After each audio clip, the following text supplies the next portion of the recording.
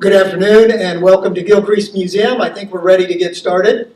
My name is Mark Doff and I am now the newly minted Associate Curator of History, and it gives me great pleasure to announce or to welcome you to hear a presentation by our new Senior Curator, Laura Fry, who comes to Gilcrease Museum for the Tacoma Museum of Art, Tacoma, Washington.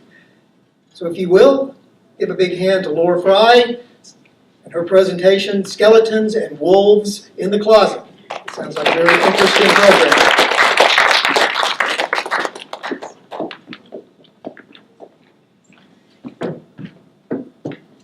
Oh, thank you. Thanks, Mark, and thanks for coming today, especially on one of the, I think, the last cool days we'll have before summer hits. So we really appreciate you coming out to the Gilcrease. And as Mark mentioned, I'm fairly new here. And I started back in December. I've been here about 5 months now. And as the curator of the art collection, it's my job to research and understand our paintings, drawings, and prints. Really, once I get the PowerPoint working. And so one thing I wanted to ask the crowd here, a lot of you in the crowd I know, and a lot of you are quite familiar with our collection, but if you're going to describe the artwork here, what's the Gilcrease most known for? Western art? Western art. It's even on our website. Historically, it says that we've got the largest collection of Western art and history in the world in our collection. So that's what's really been promoted here, and we do. We've got this wonderful artwork of the American West. But as I found, we have a lot of works beyond that as well, and that's been one of the really interesting discoveries I've made here. And as you go through the museum, you'll see fantastic works of art, and we've got more than 500 artworks currently on display. But what about all the things that aren't on display? And many museums only display a small portion of their collection. Museums like the Guggenheim or the Met only display 3 to 5% of their total work. That's pretty common. And we're no exception. Our total collection includes some 400,000 objects between the artwork and the archaeology and the archives, but we've got less than 4% of that on display. So just a little bit. And there's many reasons for that. Many items in our collection are too delicate to display long term. Works on paper will fade if they're exposed to light for too long a time. And some of our works form study collections. We've got many masterworks, but we might also have some secondary works of art by certain artists, but these works still help tell a particular artist's story or help us understand history, and so they're very significant for our collection, even if they might not go on display very often. So there's a number of reasons why a museum might have all of these works in storage. And of course, I've been trying to study this entire art collection, both the works we have on view and the works in storage, which totals about 13,000 objects. We've got quite a collection here just from our artwork. And so at first it was a little baffling to know where to begin. And this is a huge learning curve, a really wonderful collection study. And I've been spending a lot of time in our vaults. We've got a couple thousand paintings in our painting and sculpture vault. And so down in the basement, in the back of the building, and I found some just astonishing things in our vaults and in our storage areas. And some of the things I found really changed my perspective on the Gilcrease collection as a newcomer coming in. We don't just have a good collection of Western art here. We have one of the top American art collections in the country. Art from across the country and from the continent, north, south, east, northwest, southwest, Canada, Mexico. We've got work from all of these areas. And in fact, there's not actually that many depictions of cowboys. For all that we're known for Western art, there's a few. Not that many. Not that many. And so today I'm just going to share a couple of the discoveries I've made while combing through the vaults at the Gilcrease Museum and going through some of our skeletons in the closet, you might say. And to start, I want to look at the mysterious side of Thomas Moran and superheroes. And of course, everyone who's been to the Gilcrease Museum knows Shoshone Falls. It is one of the famous works in our collection. It's one of the prominent works we have here. And you may be familiar with the fact that we have the largest museum collection of work by artist Thomas Moran. Of course, was really renowned for his landscape paintings of the American West in the 19th century. And while Moran was famous for landscape paintings like this, for these grand scale images of the American West, there's a very mysterious side to Thomas Moran lurking in the back of our vaults.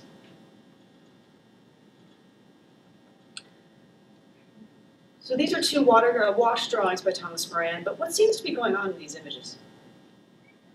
You see these mysterious figures in the background? They're floating. So these are both illustrations that Thomas Moran did for Longfellow's epic poem, The Song of Hiawatha. This is a Henry Wadsworth Longfellow poem from 1855. And it was based on sort of a novel length of a longer book. And it was based on Native American legends from the Great Lakes region. And it was all about the adventures of this legendary Ojibwe figure. Longfellow named him Hiawatha, which incidentally was an Iroquois name, but he didn't really seem concerned about mashing all those things together. And Longfellow basically describes Hiawatha as a genuine American superhero. So long before you had, the Iron Man and Captain America, you've got this Native American superhero here on the continent. And this poem was immensely popular in the late 19th century, like Harry Potter popular. Artists did illustrations from the poem, musicians composed songs about it, it was even performed on stages, it really was pervasive across culture. And as you can see, Moran was also interested in this idea, and some of his illustrations of Hiawatha really delve into mysticism, surrealism, and fantasy. These are certainly influenced by European Romantic painters of the 19th century. And Moran was even planning to do his own illustrated edition of Hiawatha in 1875. He was working with his brother Peter Moran. Both of them were artists and printmakers. It never quite came to fruition, but we do have some of the drawings he worked up in preparation for that project here at the Gilcrease Collection, including these two. And so what is going on in this? The one on the left is a depiction of the Master of Life. You can kind of see this figure in the background, kind of floating over the landscape. And the Master of Life was this sort of great spirit or all-powerful deity figure in the poem.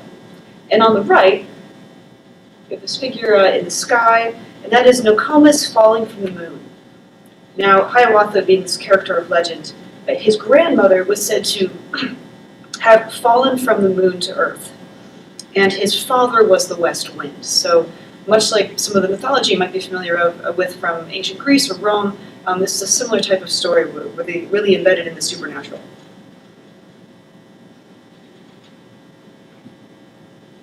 Here's another one of Moran's drawings illustrating the Hiawatha poem. And here is Hiawatha in his canoe, right here, going through this rather fantastical landscape again. And this is the Black Pitch Lake and Dead Man Fires.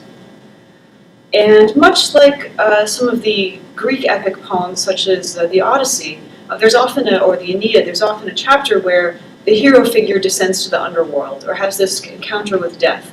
And Longfellow was certainly familiar with those traditions, and he gave Hiawatha his own sort of descent to the underworld, and here he is on that similar quest to the underworld, to the world of the dead. But I have a favorite of Moran's work from this series. And it's this little painting. This painting is only slightly bigger than a postcard.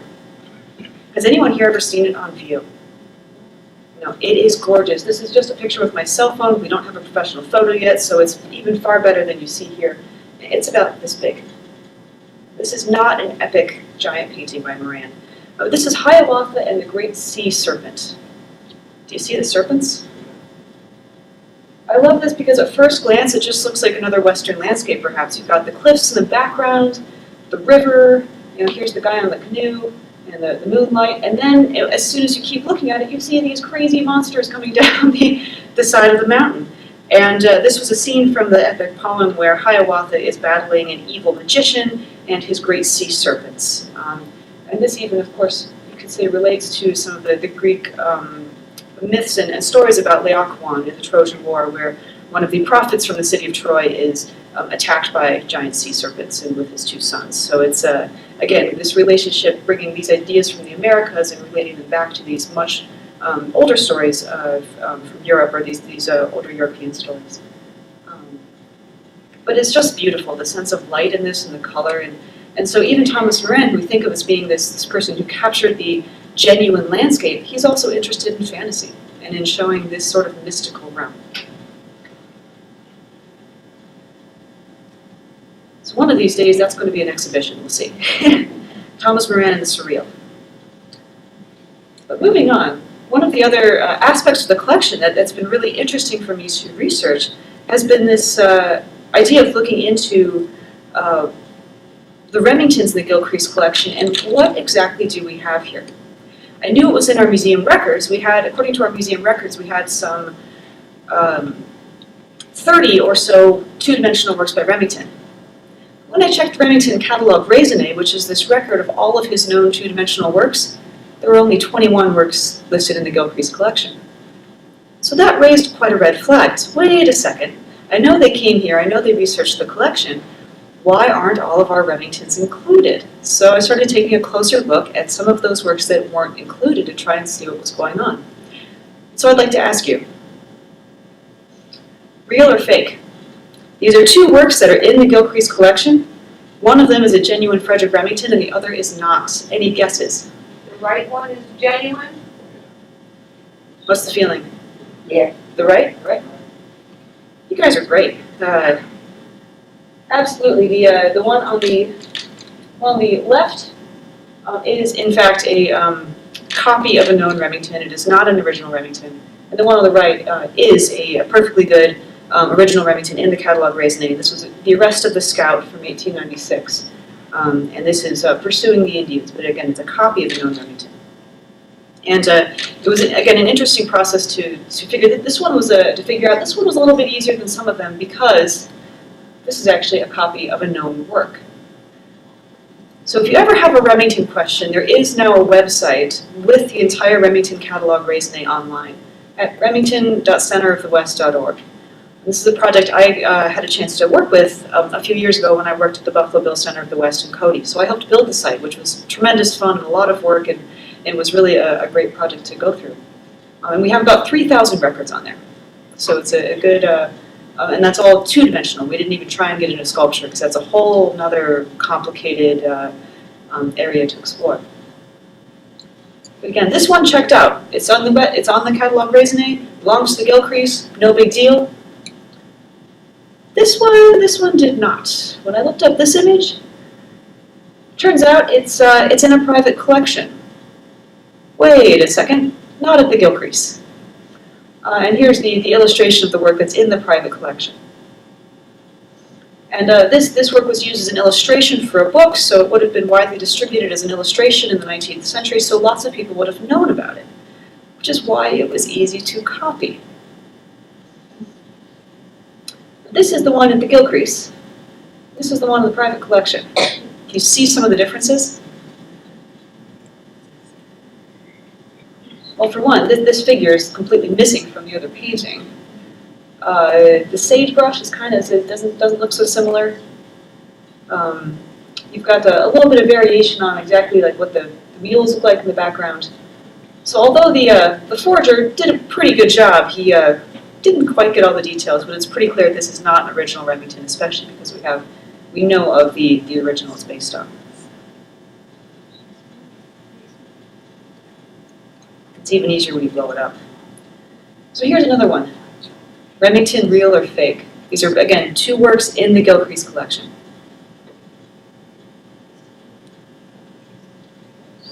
Who votes for the one on the left being genuine? The left? Who votes for the one on the right being genuine? Excellent. Well, this one's a little trickier because I think the fake is a pretty good one in this case. But it turns out that it is, in fact, the one on the left that is the genuine Remington. And how do we know? In this case, this work here, there's no known work by Remington with that exact composition, although it's certainly similar to a lot of Remington's work. So we can't say it's an exact copy of a particular Remington.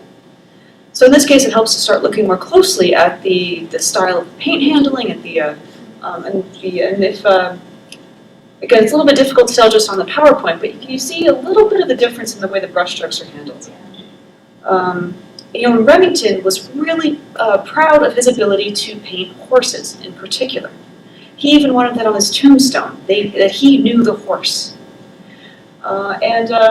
This horse looks a little weird. I don't really know what's going on with his eyes. It's the foreshortenings. It's pretty awkward. So there's a kind of a dead giveaway right at the start that that might not be Remington. And just the way the paint's handled, it's kind of sloppy, and there's these weird squiggly lines in there. Versus this is just a lot more tightly controlled. It's much more deliberate. And if you look at the foreground, these are two shots from the foreground. Again, you see this is basically just kind of a muddy mess. There's really not much going on. There's not much detail. The artist just kind of used the same brush strokes across the whole area. And when you look at the foreground of the work that is an original Remington, you see he's got all kinds of small details hidden here, including two little skeletons. So the title of this work is The Discovery. And so actually I'll go back a couple. And the premise is that these two individuals riding on the plains have just come across several skeletons laying out there in the prairie, and are shocked. It's sort of this what just happened, what might have transpired. So it's a little bit of a mystery of its own in that painting. And here, there's absolutely nothing going on in that foreground. It's really just kind of simplified. And of course, what do art historians use Pharaoh Earth? People looking to authenticate a work, you might look at the signature. So again, here's our original Remington. Here is our not quite original Remington. And Remington did change his signature a few times throughout his career. And he occasionally had a kind of a flourish with the F. What I think is interesting here is this flourish looks like it was totally added after someone did the F. So instead of being one continual line, you can kind of see that they added these extra marks in there to try and make it look a little more like Remington. And so, of course, having a signature on a painting is no guarantee of it being authentic or original, because anybody, of course, can forge a signature or attempt to forge a signature. So, as it turns out, we do have, I believe, 14 works in the Gilcrease collection that were once attributed to Remington that we've since realized are not actually part of his career. Fortunately, we have 43 works, including the sculptures, that are absolutely genuine and wonderful, and some of his absolute masterworks. So we are not hurting for Frederick Remington. We have some absolutely great works by him here. And one thing I wanted to bring up is, why would a museum have fakes in its collection? Lots of museums do. It's not unusual to us. But why would that happen, or why would we want to maybe keep them? Well, for one, scholarship changes, much like with Remington, and so new discoveries will sometimes change an attribution for a work. So works that maybe Thomas Gilcrease might have thought were original Remingtons back in the 1930s or 1940s, today we've actually done a little more research on his career and we can make a better attribution. And there's a very good reason why we wouldn't want to get rid of these. And that's because we'd give them a provenance. If the Gilcrease ever sold these works or donated these works, then someone could sell it and say, this came from the Gilcrease collection. This is an original Remington. And just for the sake of cleaning up scholarship around Remington and ensuring that these fakes don't end up on the market again, it's worth our while to keep them in our collection. And someday, again, we may do a show about Remington fakes and some of the detective work that goes into authenticating these pieces. And of course, if the style of the work alone doesn't make it clear, there are further scientific methods you can take to actually compare the chemical makeup of, say, the pigments, or take a more detailed microscopic analysis of some of the paint handling. So there's many ways that you can start to determine authenticity and stay one step ahead of the forgers, because there are some very sophisticated fakes out there, especially for artists like Remington, who sell quite well. And so we've got some of the fakes in the collection. We have some unknown works by Thomas Moran. We know he has such a good collection of his work. One of the things I found in the vaults that I really didn't expect were a few works by artists that I had no idea were in the Gilcrease collection. Absolutely none. And the one that's really astonished me the most is this work by John Lafarge. I was going through the vaults rack by rack, and I pulled out one of the racks. They're more or less alphabetical order, so I was with the William Lee section. And I pulled out a rack and I found this painting. It is 6 feet tall. It's much taller than me. So this is this enormous canvas. And so it's rather imposing, as you can see. This is a kind of a dark image. It had a nameplate on the bottom for John Lafarge, and it's called the Wolf Charmer. And I said, my goodness, I had no idea we had a John Lafarge. And I've been familiar with Lafarge for a while. He's more famous for work like this. He's known as a stained glass artist, as a muralist. He was working in the 19th century, part of the Gilded Age, did several commissions in New York and Boston. And for his time, he was really forward-thinking with his ideas about art. Today, his work looks more decorative, but he really was one of the most, even avant-garde, you could say, artists of the 19th century in the United States. So where does this painting come in? If he's known for these beautiful, brightly colored stained glass works and murals. Well, he did this toward the end of his career. I started doing some research. He did this in 1906, and it was, and shortly after he painted it, he came out and said that this was one of his best paintings. At this point, he's been an artist for about 40 years. He's looking back at the whole course of his career, and a newspaper reporter came to him in 1906 and said, "What's your best picture?" And he said, "The Wolf Charmer." This painting here at the Gilcrease. And he said, maybe it's not the most beautiful painting I ever did, but he said the idea of this one was the best. And so what Lafarge is doing here, it is admittedly kind of a strange image, right? It's this guy playing bagpipes, and he's leading a group of wolves through this forest. What's really going on here? Well, Lafarge based it on a European folktale that he originally had heard in Brittany, in northern France. And he said it was this idea of a loner at the edge of a village who might have magical powers or have this ability to communicate with wolves, and that there were variations on this story in different parts of Europe. And Lafarge theorized that these stories about a wolf charmer or someone who could communicate with wolves might have been the origin of the myth of werewolves. So they came out of this much older story. And if you look at this figure, he actually starts to look fairly wolf-like himself. His face is it's kind of elongated. Even his feet, kind of look like paws. And so Lafarge here is really exploring this psychological connection between humans and animals. Much of his writing, he really talked about the artistic process. How do we come up with creativity? Where does it come from? Where in ourselves? And here he seems to, and the figure is really, he's turning in on himself. He's hunched over. His face and his arms are all kind of pulling in closer.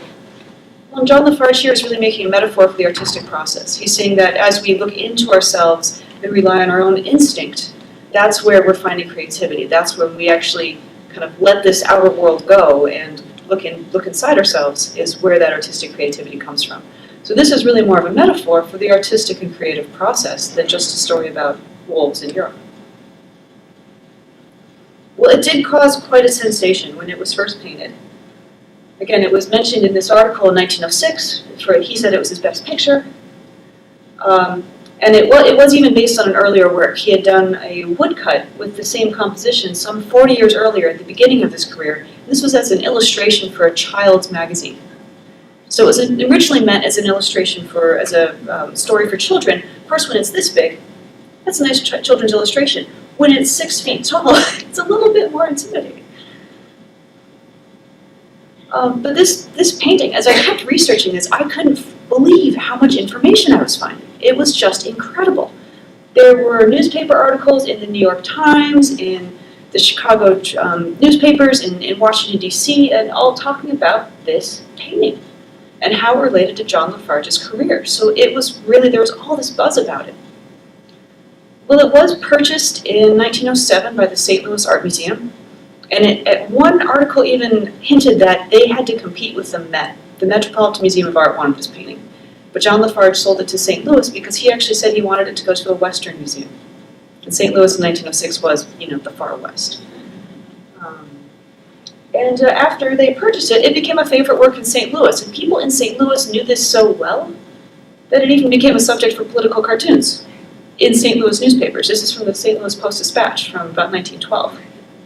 And it's a political figure who is he's bringing all the banks with him, this like, trust, lobby, politician, and I'm not sure who this guy, I haven't researched my St. Louis history enough to know the joke here, but it's a figure from politics who's leading everybody else along with him, kind of like a Pied Piper. So it was well known enough to be used as a metaphor. I mean, so that just shows you how well people knew of this painting. And it was sent all over the country for exhibitions. St. Louis Art Museum sent it on loan to Washington, D.C. for shows at the Corcoran, to the Art Institute of Chicago, to Buffalo. They sent it twice to the Museum of Modern Art in New York. It was on exhibit in 2 shows there in the 1930s and 1940s. It was even sent to Sweden for an exhibition of American paintings. So this was sent all over the country and even all over the world. But John Lafarge started to fall from favor in the mid-20th century. His style was seen as more decorative, he wasn't seen as modern enough in that time period, and so he wasn't quite as popular as he once had been. In 1945, the St. Louis Art Museum decided to sell this piece, along with a number of American paintings, a few of which actually ended up here at the Gilcrease, because that's right when Thomas Gilcrease was buying, and he was certainly keeping an eye out for some of these works. But here you can see the curator at St. Louis actually got into trouble when he sold this painting. When he sold it, it sold for $450, which was peanuts even in 1945. And then a New York gallery turned around and listed it for $10,000. Oops. So as a curator, I am hoping that Mark and I never find ourselves in that situation. we plan to take much better care of these collections. This curator, when he heard that it was listed by a New York dealer for $10,000, he said, and here's the article, I would say that anyone who would pay $10,000 for the painting is plain nuts. Clearly he didn't like it much. Well, Thomas Gilcrease turned around and did purchase it from a New York gallery in 1951. I don't know, we don't have records of what he paid for it, but even if it was that full $10,000, I think it was well worth it. So today, we now have this painting here at the Gilcrease Museum. It hasn't been on view since about 1980, 1983. And that was one of our colleagues, Dean, who's been here for 30 years as an employee here, remembered that was the last time he remembered it ever being on view. And because of that, scholars don't know it's here. So when I started researching this painting, because it was so widely written about, it was widely exhibited, so people who studied John Lafarge knew about it, but they didn't know where it was. A book from 2013 listed it as a lost painting. So it's had all this history. And so I ended up emailing an author for a book about John Lafarge, Katie Kresser, wrote The Art and Thought of John Lafarge, Picturing Authenticity in Gilded Age America. And she was thrilled, as you might imagine, to learn the location for this piece. She dedicated 4 or 5 pages of her book to this one painting. And she even said that, when I talked to her on the phone, she said John Lafarge probably considered this work to be the capstone of his whole career, his final masterpiece. And she had no idea it was so big. And that really even changed her interpretation of it, seeing the sheer size of it. And so I think now that we've got several great things going for us here at the Gilcrease. We have, of course, the wonderful vision money coming in to expand our building to get more of these treasures from our vaults out on display. So we can actually have more of our work immediately available to the public here in the building. But we're also building, of course, a new digital collections website. And that will launch before the end of this month. I think we're doing a soft launch within the next week.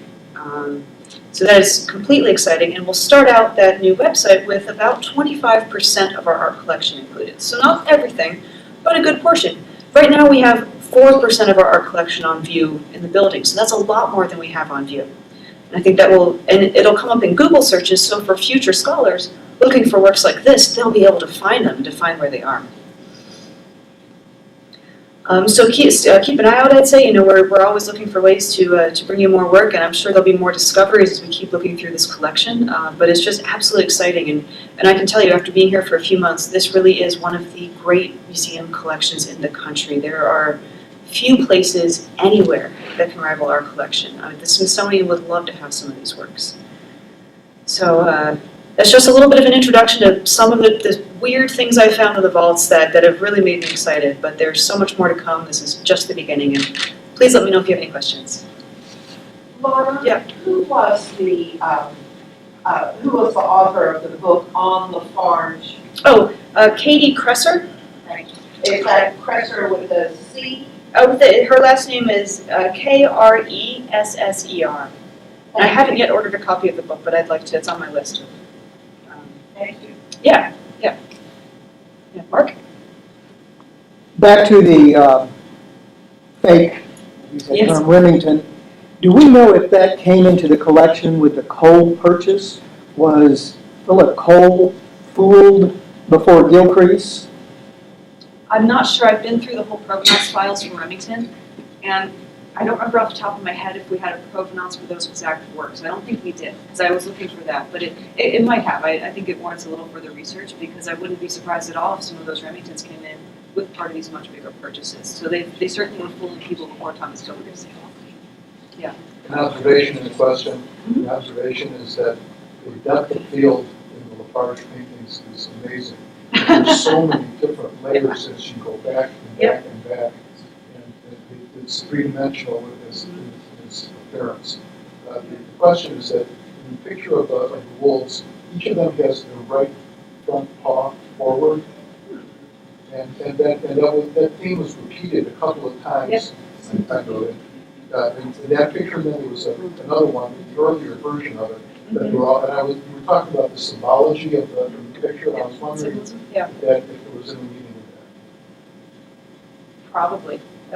Maybe it's hard to say. I'm not sure if they have theories behind about right brain, left brain, but maybe it's, and it could even be, it may not be, it might even be a compositional thing.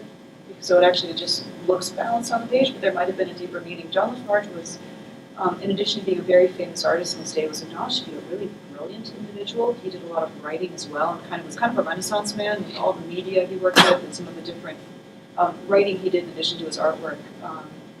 But he took a very intellectual approach to this, so I'm not sure what it would be, but there could be a very deliberate meaning there. To the same point, notice that it's the charmer has his right foot out, too.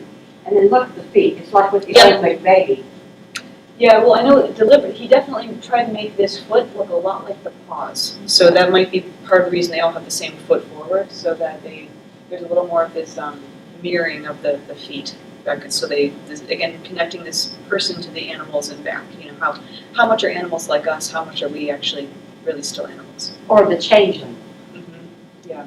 I'm also struck by the contrast. While he may be developing wolf-like traits, the artist still wants him distinct and apart. And not only the use of the lighter color, but that repetition of that curve over and over again softens that harshness and the pointedness that you see in the wolves. Yeah.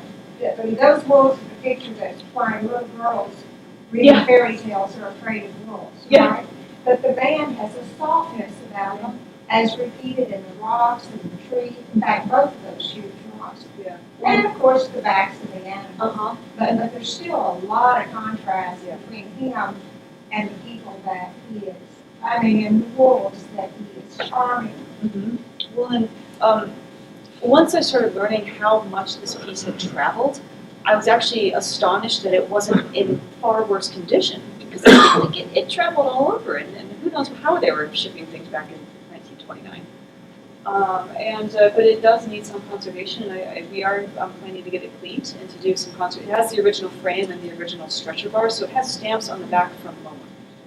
And notes on the back from all these different institutions where it traveled, and so we're working on it now. But I think it may actually brighten the colors just slightly when we clean it, although it's still definitely a nocturne. It's not going to become a really bright and sunny painting.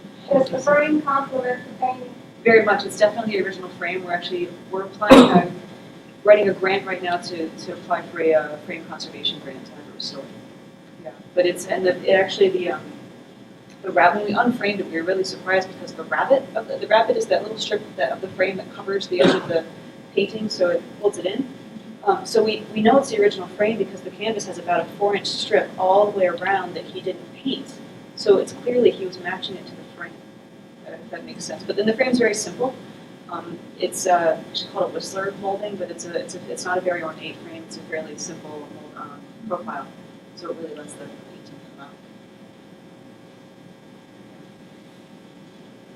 Laura, you might want to share where the process of authenticating, verifying something is real went the other way with the Remington. Yes, yeah. If, I didn't mention that one since it's not a part of our collection, but we have had a really fun story lately. If you go down to the Gronin Night Gallery off of the Kravis Discovery Center, if you go all the way up to the entrance where the door is to the HCAR Center, the Homework Center, on the wall you'll see a little drawing by Frederick Remington. And that's on loan to us. It's from the Brandon Family Foundation. It's just a little clunky. It's a small sketch, very nice, but just this little pencil sketch, this little ink sketch. And I was researching that work, and it wasn't in the catalog raisonné. And I said, oh, crap. I wonder if, and then I went and took another look at it. And I said, well, this looks really good. This doesn't look like a fake. I've seen a lot of fakes. Like this looks like it could be real. And for Frederick Remington, there's actually a process where you can send in something to get it authenticated if it's not yet in the catalog raisonné. Of course, they put that book together in the 1990s, and maybe there were works in private collections that just weren't known. So there's always this slow trickle of new works coming to the attention of these researchers that they can add to the catalog, which is great because then we just have a more complete record of an artist's work. So for Remington, there's a panel that meets in Cody, Wyoming, once every couple of years, once every year or two. And it's four museum experts who've been working with Remington's work for decades and who are very familiar with it for catching fakes. And they're the only official place where you can get a positive authentication.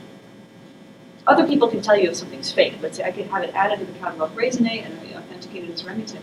That's the panel. So it turned out it was coming right up, so we got in touch with them and arranged to help send this painting or this little drawing to the panel, and it came back it was. So we did discover one new little Remington. It is on view, so you can't go find it, and it will be added to the website. That was part of the reason we put together a website, because of course you can always keep adding to and modifying a website, and so that Remington website will have when a new work becomes known, it will be added. So it's just a way to keep the scholarship going, and also to help if you ever see a Remington for sale, be suspicious, because there's a lot of fakes out there, but now we have a pretty good way to do an immediate check. So it was really exciting to find a new one. Yeah. They're not always fake. Sometimes it's a great idea. Yeah.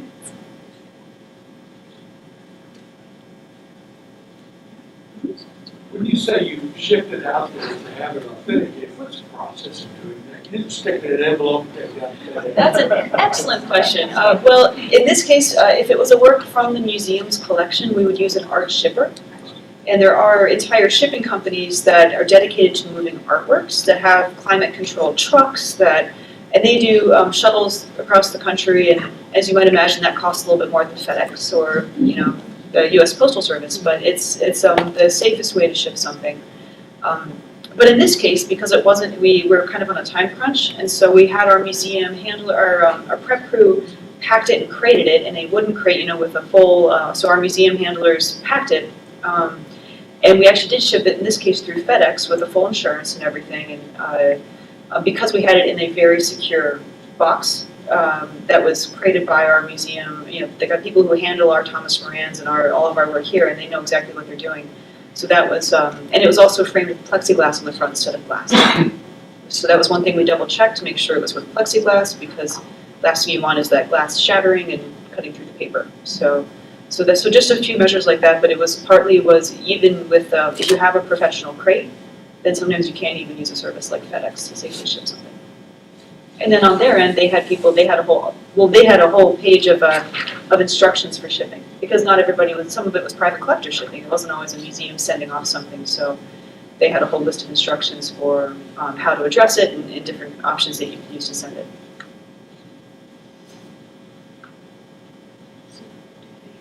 And I guess if it was private, if you just had to work at your house and you were wondering about it, you might go to like an art gallery to have them help ship it. But go to someone who has a little more knowledge for shipping or packing artwork. Yeah, when I worked there, occasionally people would send stuff in poster tubes. That wasn't a good idea.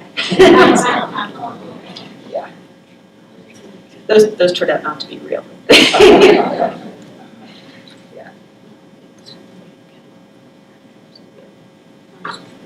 Well, thank you. Let me know if you after, or go ahead. Yeah. One more. Sure. Fakes have value just as much as the originals have value. I mean, it wouldn't be as much, but they do have value, don't they? Well, they certainly could have an aesthetic value, and and sometimes a work isn't a deliberate fake meant to fool people. Sometimes it's just misattributed. So it might be a perfectly nice painting that someone just put the wrong author on. It's attributed to the wrong artist, and that doesn't mean it's a bad painting or a bad work of art or that you shouldn't enjoy it. It just means maybe our scholarship needs to be updated. So there's a lot of different ways that fakes or misattributions happen.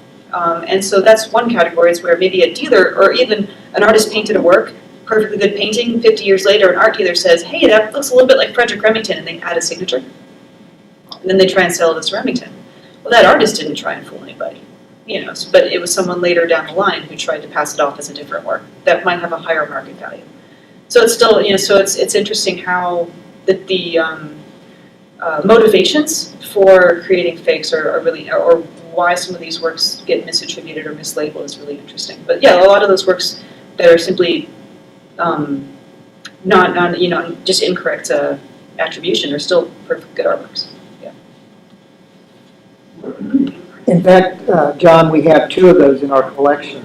Yep. One, we just, at least current staff just realized the Washington at the Battle of Princeton, Washington rallying the troops at the Battle of Princeton, is now, if you look at the wall label, attributed to John Vanderlyn.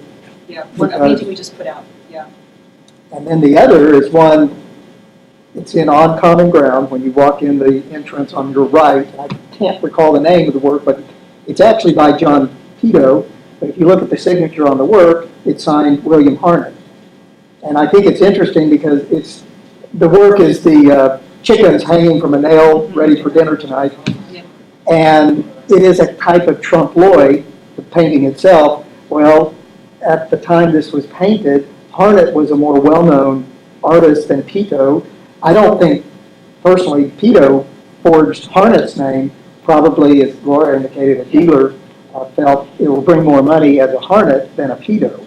So there's, in a sense, a trompe-l'oeil of the signature to deceive the eye as well as the painting genre. So, Well, I seem to remember reading a story about Remington judging some works for a display, and one of them came up and he got to looking at it and he decided that this was actually something he painted. Do you remember reading that? I haven't read that It's in one story. of our magazines. It might have been in Yeah. might have been in one of the art for sale. I will say Remington, for American artists, he was one of the most widely forged and faked American artists out there, period. Partly because he did so many illustrations during his lifetime that his images were really widely distributed, so it's easy to find one of his illustrations to copy. And oftentimes we have the illustration. Oh, we know it's a Frederick Remington illustration and it's printed in this newspaper, but we don't know where the original painting is. So some people would invent the original painting. Oh, hey, see, it's a Remington. So it's for that reason you'll see for Remington in particular this kind of crazy quantity of fakes. I mean, I've seen them in museums. I've seen museums with fake Remingtons up. I've seen them up for auction and sell for $200,000. Remington fake, yeah. So it's really it's interesting. And of course he was and I think maybe even part of the reason that Remington's reputation wasn't always, some art historians didn't think he was that great an artist. Well, this prolific, because there's so many fakes, that actually might have helped partly damage his reputation as an artist. On the Pito painting, have we considered trying to remove the Harnett signature, or have we looked to see if the Pito signature is underneath there? well, it looks like the paint surface has been altered at some point, washing out the Pito to replace it with the Harnett. I don't know what the protocol on something like that is. Just let it be. That's a tough one, because sometimes then the fake signature becomes part of the history of the piece, or if or another artist maybe adds to a work after it was painted. So you have to make the call, do you want to keep it in there as part of the history of that work, or do you want to try and restore it to what the original appearance may have been? And if you're not sure what that original appearance might have been, then you're just inventing stuff for the artist, so it gets very tricky. But museums will handle that in different ways. Sometimes they'll leave the change, and sometimes they'll try and correct it back to the original intention.